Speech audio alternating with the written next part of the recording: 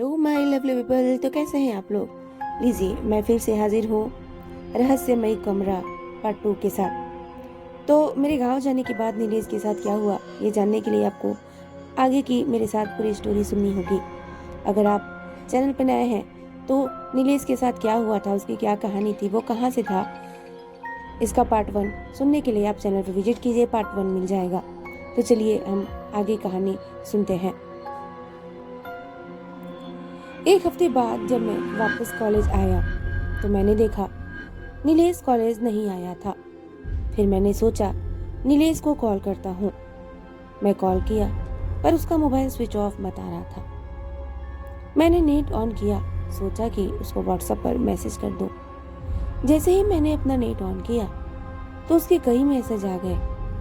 मेरे गांव में नेटवर्क नहीं रहता, इसलिए मैंने अपना मोबाइल चेक ही नहीं किया था। ये मैसेज नीलेश ने मुझे 4 दिन पहले किए थे और मैं आज देख रहा था। नीलेश ने उसमें लिखा था कि मैंने तुम्हारे पास कई बार कॉल किया पर तुम्हारा नंबर नेटवर्क से बाहर बता रहा था, इसलिए मैं व्हाट्सएप पर मैसेज कर रहा हूँ क्योंकि मुझे लग रहा है वो मुझे नहीं छोड़ेगा और मैं बच नहीं पाऊँगा। इसलिए मैंने अपनी सारी कहानी अपनी डायरी में लिख दी है और वो मैं अपने हॉस्टल के कमरे के सामने वाले बरगद के पेड़ के नीचे अपनी डायरी फेंक दिया हूँ। अगर मुझे कुछ हो जाता है तो मेरी डायरी से मेरी जिंदगी की असलियत लोगों के सामने तुम लाना। तुम मेरे भाई से भी बढ़कर हो। बस इतना ही मैसेज नीलेश ने मुझे भेजा था और उसी मैसेज के अनुसार मैं उसके हॉस्टल के कमरे के सामने वाले बरगद के पेड़ के पास पहुंचा, जहां मुझे एक डायरी मिली। मैं उस डायरी को खोला तो देखा ये नीलेश की ही डायरी है। मैंने देर न करते हुए डायरी उसी पेड़ के नीचे बैठकर पढ़ना शुरू कर दिया। जहां तक नीलेश ने मुझे अपनी कहानी बताई थी उसके आगे के पेज को मैंने पलटा।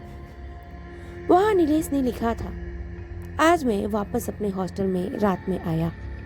मैंने अपने कमरे में पहुंचकर देखा मेरा रूममेट वहां नहीं है और सारे कपड़े और सामान बिखरे पड़े हैं। मुझे लगा कि मेरे बगल के रूम वालों की ये हरकत होगी। मैं बाहर गया, देखा मेरे फ्लोर पर सबके रूम में ताला लगा है। फिर मुझे लगा कि शायद ये मेरे रूममेट ने नहीं किया होगा। रूम के इस हालत के बारे में हॉस्टल के मैनेजर से बोलने गया और मैंने अपना रूम नंबर बताया।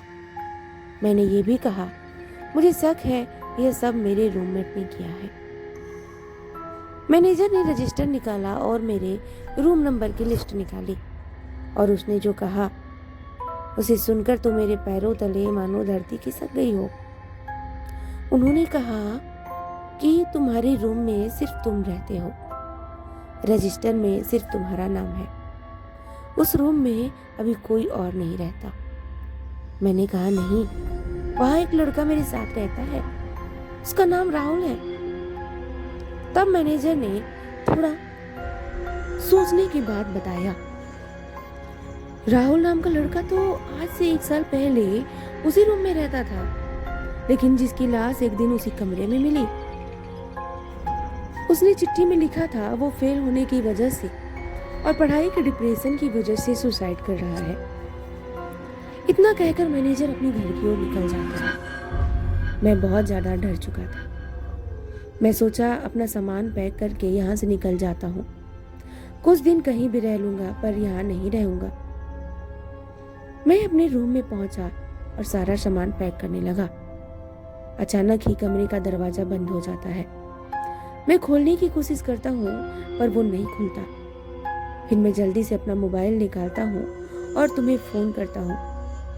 जब फोन नहीं लगता तो मैं तुम्हें व्हाट्सएप पर मैसेज कर देता हूँ और तभी मेरे सामने राहुल की आत्मा खड़ी हो जाती है और मेरे कमरे में एकदम अंधेरा हो जाता है और मैंने अपने आप को बाथरूम में बंद कर लिया और जलाकर डायरी में ये बाकी सारी बातें लिखकर खिड़की से पेड़ के नीचे फेंक दिया। इसके आगे डायरी में कुछ भी नहीं लिखा था। नीलेश के साथ क्या हुआ ये मुझे जानना था, इसलिए मैं नीलेश की डायरी पढ़ने के तुरंत ही बाद उसके हॉस्टल से मैंने मैनेजर का फ़ोन निकाला और मैंने उससे फ़ोन करके उसे मिलने की कोशिश की और उनसे पूछा कि नीलेश कहाँ है।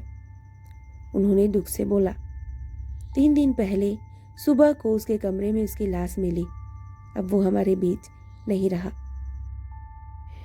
मैंने पूछा कैसे हुआ ये सब, तो उन्होंने कहा किसी को नहीं पता, सभी को यही लग रहा है कि ये एक सुसाइड है। उन्होंने कहा अब उस कमरे में ताला लग गया है और आज भी उस हॉस्टल में वो कमरा बंद है। तो ये कहानी यहीं ख़त्म होती है। आप लोगों को ये स्टोरी कैसी लगी प्लीज़ कमेंट करके ज़रूर बताइएगा। स्टोरी पसंद आई हो तो लाइक और सब्सक्राइब करना ना भूलिएगा और स्टोरी को ज़्यादा से ज़्यादा शेयर कीजिएगा।